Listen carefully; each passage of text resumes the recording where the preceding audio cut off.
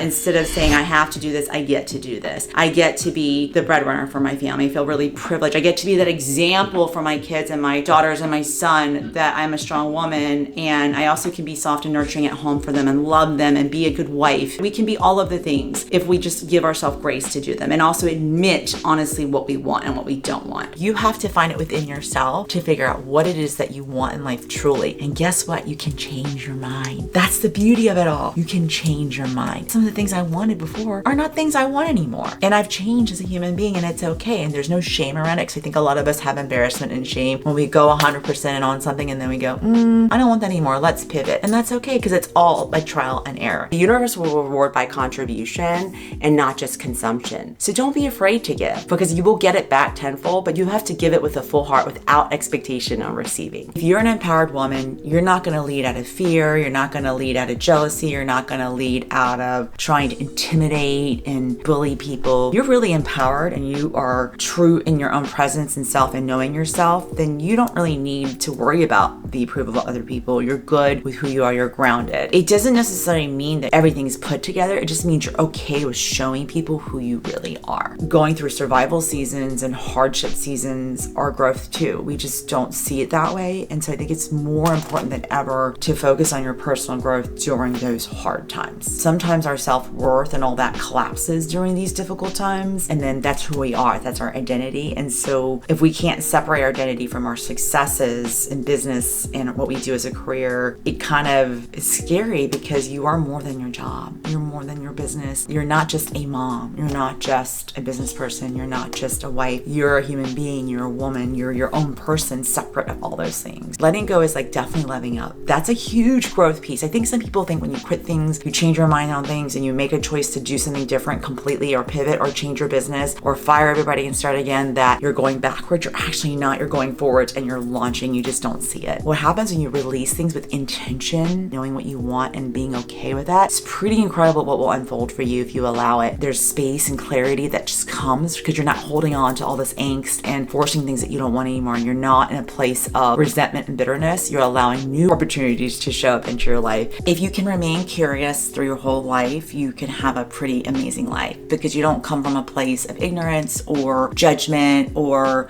being scareful. You're just curious. You want to learn. And that's how children are. And that's why they grow and they're sponges. And if you can replicate that in your life and everything you do and want to learn and grow and be curious, you may see huge shifts and growth in yourself if you give yourself, especially as women. We need to do that. We are the example for our babies, right? We are the example for our children, for our daughters, our sons. So it's really important that you do things for yourself, because your kids are watching you. The gap between who you are and who you want to be is bridged by the energy and action you take. So your next level is waiting for you. Your next level is not somewhere external or in your environment or outside of you. It's already inside of you, and it's not lacking. I think I saw a video about the law of attraction and the law of assumption. Everything you need is within you. All I need is within me. All I need is within me. Saying that over and over again is huge. You just have to unlock it all. If you ask and say, I'm open to all the blessings and abundance that will come to me. I'm open to new relationships. I want to find friendship. The opportunity is always floating around. We just don't see it because we're blinded. So be brave, reconnect with someone, or say yes when a friend comes up to you. How many times were you like shut off or closed off to something that you know you need? I love watching my little one. She'll just walk up to a stranger and say, let's play. I don't think any adults would ever walk up to a stranger and be like,